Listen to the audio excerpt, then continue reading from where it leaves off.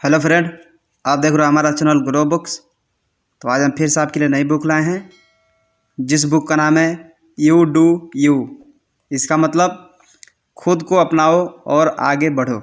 इनका लेखक का नाम है सरा नाइट। तो चलिए बुक आपको दो लफ्ज़ में बताते हैं। यू डू यू से आपको पता चलेगा उन बेतुके नाम्स के बारे में जो आपको मजबूर करेंगे आपके खुद के साथ बनाए रिलेशनशिप पर दोबारा सोचने के लिए। सच्चाई से भरी यह समरी आपको बताएगी कि किस तरह आप खुद को अपना कर हर वह चीज़ पा सकते हैं जिसकी आप चाहत रखते हैं। यह बुक किसके लिए है? इंडिविजुअलिस्ट और कॉन्ट्रेनियस, नियम से थक चुके कंफर्मिस्ट, खुशी की तलाश में स्वतंत्रता सेनानी। अध्याय नंबर 1। दुनिया कई नियमों से भरी हुई है जो फॉलो करना जरूरी नहीं। बी योर सेल्फ सुनने में काफ़ी आसान लगता है, लेकिन यह सबसे मुश्किल स्किल है। इसलिए ज़्यादातर लोग अक्सर खुद की खुशी तलाश करने के बजाय अपनी पूरी ज़िंदगी दूसरों को खुश करने में लगा देते हैं। यह स्किल सीखना मुश्किल ज़रूर है, लेकिन नामुमकिन नहीं है। आइए जानते हैं कि बेस्ट सेलिंग एंटी गुरु सारा नाइट की नज़र में यह स्किल कैसे सीखी जा सकती है। सारा एक ऐसी महिला है जिन्हें पता है एक ऐसी ज़िंदगी में उलझे रहना कैसे होता है जिसे आपने डिजाइन न किया हो, और किस तरह इंसान सभी चीज़ों को बदलकर असली खुशी का एहसास कर सकता है। इसका राज बस 3 वर्ड्स यू डू यू में है। सारा कहती है कि आपको अपनी खुशियों को सबसे ऊपर रखना चाहिए और किसी को भी इतना हक नहीं देना चाहिए कि कोई आपको आकर बताए कि आपको क्या करना है और क्या नहीं। तो क्या हुआ अगर आपके सपने अजीब हैं? तो क्या हुआ अगर आप खुद अजीब हैं? लोग आपके बारे में क्या सोचते हैं? इन सब बातों के लिए ज़िंदगी काफ़ी छोटी है। इस समरी में इसके अलावा जानेंगे कि आपकी कमियां किस तरह आपकी सुपर पावर बन सकती है, बिना मूर्ख कहलाए किस तरह अपने इंटरेस्ट को आगे रखें, और एक किट्टी लिटर ट्रे आपके मेंटल हेल्थ के लिए क्या कर सकता है। जिंदगी कई नियमों से भरी हुई है, जिनमें से बहुत सारे नियम कहीं दर्ज नहीं हैं और समाज के द्वारा हम पर लाद दिए गए हैं। इनमें से कुछ बहुत अच्छे नियम हैं, जैसे अपने दोस्तों को बेतुकी फ़ोटोज़ में टैग न करें और बिना कपड़े पहने दरवाज़ा न खोलना। लेकिन कई ऐसे नियम भी हैं जो बेतुके हैं, और हमारा समाज ऐसे लोगों से भरा हुआ है जो हमें हमेशा बताते रहते हैं कि हमें कब कॉलेज जाना चाहिए, कब हमें बच्चे करने चाहिए और हमें पार्टी के लिए क्या पहनना चाहिए। इन नियमों को तोड़ने से आप जेल तो नहीं जाएंगे, लेकिन समाज से अलग जरूर कर दिए जाएंगे। लेकिन असल में सच्चाई तो यह है कि किसी को भी यह नहीं पता आप कौन हैं और किन चीज़ों से आपको खुशी मिलती है। दूसरों के हिसाब से ज़िंदगी जीने पर कहीं ना कहीं खुद को खो देंगे। साथ ही आप अपनी ज़िंदगी का लेवल नीचे गिरा सकते हैं और आपकी ज़िंदगी काफ़ी बुरी हो सकती है। इस समरी से आप सीखेंगे कि आप इस जाल से कैसे निकल सकते हैं। आप सीखेंगे सोशल एक्सपेक्टेशंस क्या होते हैं, किस तरह आप इनमें से कुछ एक्सपेक्टेशन ना करके खुद पर से बोझ हटा सकते हैं। इन चीज़ों को अपनाने का सबसे बेस्ट तरीका है एक ऐसे मॉडल को अपनाना जिसका नाम है मेंटल रिडिकोडिंग। एक ऐसा तरीका जिसकी मदद से आप कमियों एक्सपेक्ट कर सकते हैं। यहाँ पॉइंट यह है कि इसमें कोई ख़राबी नहीं है कि आप कौन हैं और आपको क्या चीज़ खुश करती है, बल्कि बुरे वो नियम हैं जो कहते हैं कि आप गलत हैं। अध्याय नंबर 2। भले ही समाज आपसे कुछ भी कहे, आप अपना बेस्ट दे, ऐसा हमेशा ज़रूरी नहीं।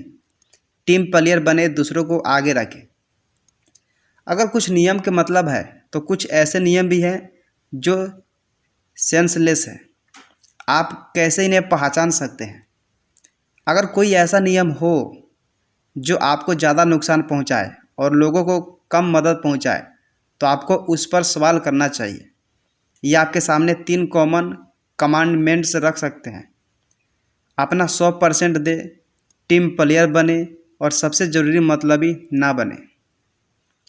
चलिए अब मान लेते हैं कि आपको हमेशा अपना 100% देना है। वैसे लगातार ऐसा करना आपको बहुत मुश्किल में डाल सकता है और आपकी सेहत के लिए भी नुकसानदायक है। जानिए लेखिका से। सालों से सारा सुबह सूरज निकलने से पहले ही उठ जाती थी और दिन रात पढ़ाई करती थी। कॉलेज में उनके ग्रेड्स भी काफ़ी अच्छे आते थे, लेकिन इन सब के बीच उन्होंने अपने हेल्थ पर ध्यान नहीं दिया और इस कारण उन्हें गले में लंप पैदा हो गया। हमेशा खुद को परफेक्ट रखना भी आपके दुख और निराशा की वजह बन सकती है। इसे इस तरह से सोचें, अगर आपकी ऊबर रेटिंग टॉप पर है तो उसे बदलने के लिए उसे नीचे ही लाना होगा। इससे यह मालूम होता है कि आपको खुद पर थोड़ी दया दिखानी चाहिए और इस बात को एक्सपेक्ट कर लेनी चाहिए कि आप हमेशा परफेक्ट नहीं हो सकते। फिर आता है यह नियम कि आपको हमेशा टीम की सुननी चाहिए। अपने इंटरेस्ट को पहले सामने रखना बिल्कुल जायज़ है, लेकिन बस अपनी ज़रूरतों और बातों को सामने रखना और लोगों की ज़रूरतों और बातों को नज़रअंदाज करना आपको मतलबी बनाता है, जिससे आपको बचना है। आपको मतलबी नहीं बनना, लेकिन खुद को मुश्किल में डालकर दूसरे की मदद भी नहीं करना, क्योंकि आप खुद सही सलामत होंगे तभी किसी और की मदद कर पाएंगे। अगर आप यह भूल जाएं तो इसे एक एग्जाम्पल में से याद रखें।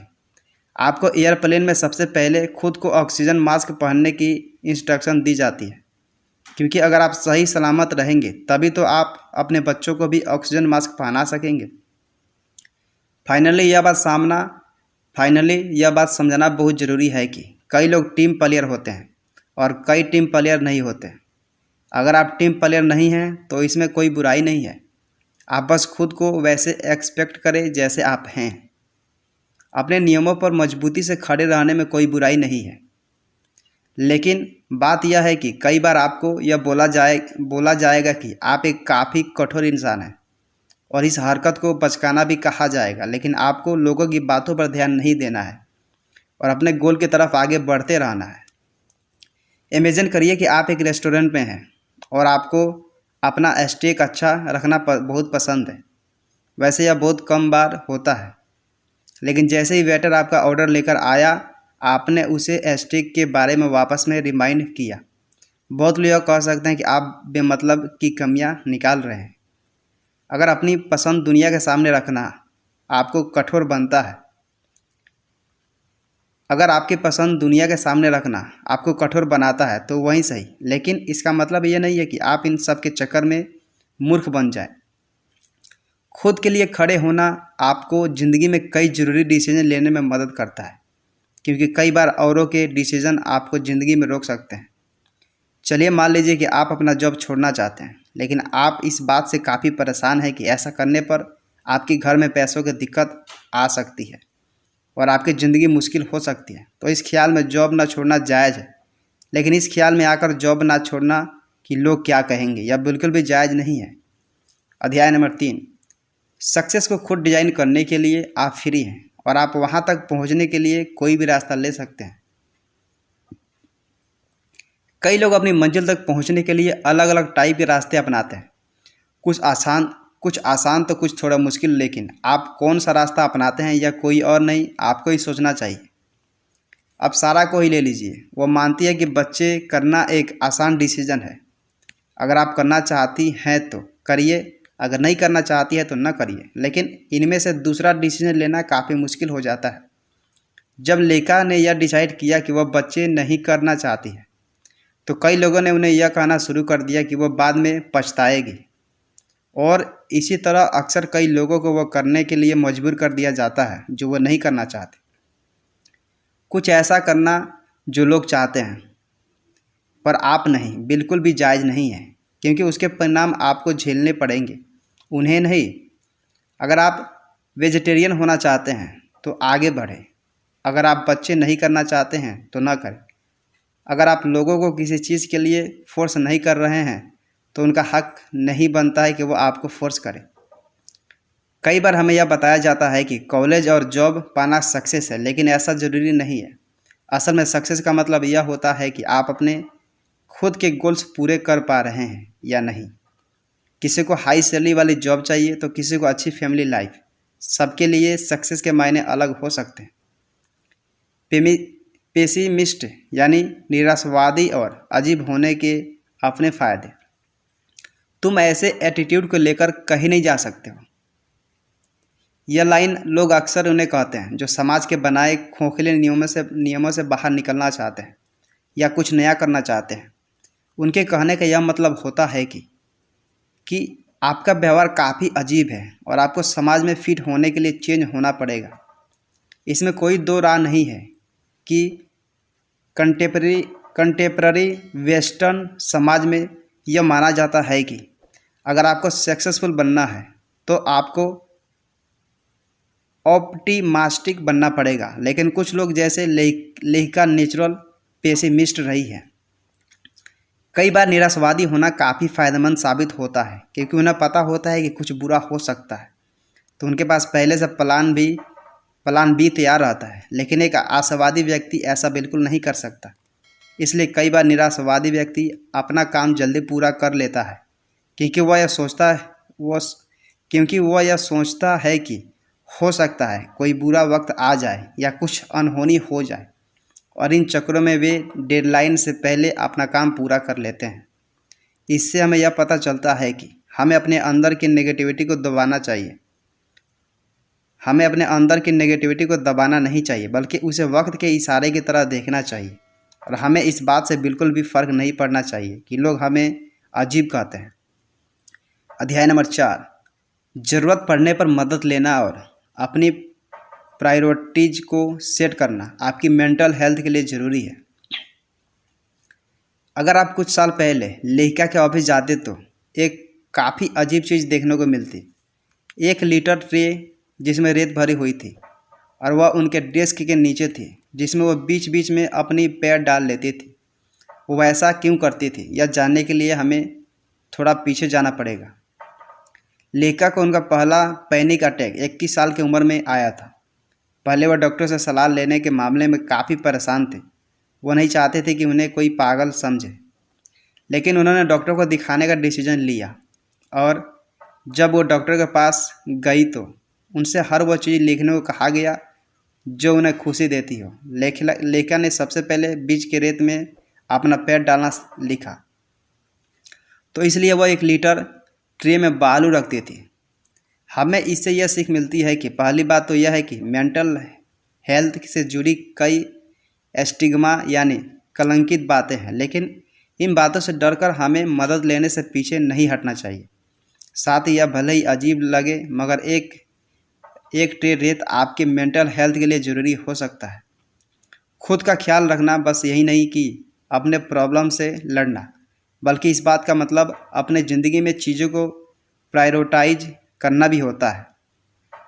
कई बार हमें यह सुनने में आता है कि फैमिली कम्स फर्स्ट, लेकिन यह आप पर ही है कि आप किसे पहले रखना चाहते हैं। मान लीजिए आपके भाई राहुल और आपके दोस्त आदित्य की शादी एक ही दिन है। अगर आप राहुल की शादी में जाना चाहते हैं तो बिल्कुल जाए। आदित्य आपकी हालत ज़रूर समझेगा। लेकिन क्या हो अगर आप आदित्य की शादी में न जाए? लेकिन क्या हो अगर आप आदित्य की शादी में जाएं, फिर भी राहुल आपकी भाई ही रहेगा, क्योंकि आपको यह तो मालूम ही होगा कि खून का रंग पानी से गहरा होता है। अपने प्रायोरिटी के हिसाब से डिसीजंस लेने में कोई बुराई नहीं है, लेकिन जो मायने रखता है वो है आपके लॉन्ग टर्म रिश्ते। अध्याय नंबर 5, आप जैसे हैं उसे एक्सपेक्ट करने का मतलब लोग आपके बारे में क्या सोचते हैं उसे इग्नोर करना है। हम पर हमेशा एक पार्टिकुलर तरीके से दिखने या काम करने का प्रेशर आता है। समाज की इन बातों को पूरा करने से यह प्रेशर कम जरूर हो सकता है, लेकिन हमें खुशी नहीं दे सकता। खुशी हमें तभी मिल सकती है जब हम कोई काम अपने मन या अपने तरीके से करें। इसका मतलब यही है कि आप चाहे तो समाज के नियमों से बाहर निकल सकते हैं, लेकिन इसका यह मतलब नहीं है कि आप लोगों से बुरा बिहेव करें। जब लेखिका न्यूयॉर्क में रहती थी तो एक इंसान उन्हें हमेशा मुस्कुराने के लिए कहता था लेकिन वह यही सोचती थी कि एक फेक स्माइल करने का क्या फ़ायदा है। आपको इस बात का भी ख्याल रखना चाहिए कि आप ऐसे दोस्तों से दूर रहें जो आपको बुरा भला कहते हैं, क्योंकि आप किसी चीज़ में बेहतर हैं। 2005 में जब लेखा 26 साल की थी तब उन्होंने एक पब्लिशिंग हाउस में अपने सुपीरियर्स को एक प्रेजेंटेशन दी जो कि काफ़ी अच्छी थी, और उन्होंने यह बात अपने एक कॉलिंग को बताई, जिसने यह कहा कि वह अपनी तारीफ खुद करती है, या यूँ कहे कि वह सेल्फ कांग्रेचुलेटरी है। लेकिन अगर ऐसा कभी आपके साथ हो तो ध्यान रखिएगा कि सेल्फ एस्टीम और कॉन्फिडेंस आपकी अपनी एबिलिटी है और इससे आपको शर्माना नहीं चाहिए। कुल मिलाकर दुनिया में कई नियम होते हैं, बेहतर यही है कि हमें उन्हें इग्नोर करें और अपने मन से काम लें। जब हम खुद को अपना लेते हैं तो अपने गोल की तरफ और तेज़ी से बढ़ते हैं, और यही हमें खुशी के रास्ते पर ले जाती है। क्या करें? WND का ख्याल रखें। यह एक आसान तरीका है जो आपको चीज़ों को प्रायोरिटाइज करने में हेल्प करना। व्हाट यू वांट, आपको क्या चाहिए। व्हाट यू नीड, आपको किन चीज़ों की ज़रूरत है।